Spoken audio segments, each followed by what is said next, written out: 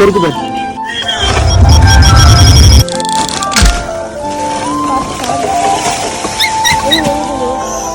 தயவுசெய்து இந்த video skip பண்ணுறாதீங்க, மறக்காமல் பாருங்கள், ஃபுல்லாக பாருங்கள்.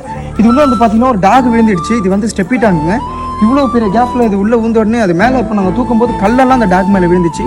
அதை எப்படியோ நாங்கள் வெளியே எடுத்துட்டோம். நிறைய பேர் தவற விட்டுடுறாங்க, ஏன் நம்ம அதை காப்பாற்றணும் அப்படின்ட்டு. ரொம்ப தேங்க்ஸ் எல்லாருக்கும். டாக் லவர் யாரெல்லாம் இருக்காங்களோ அவங்களுக்குலாம் இந்த வீடியோ ஷேர் பண்ணுங்கள்.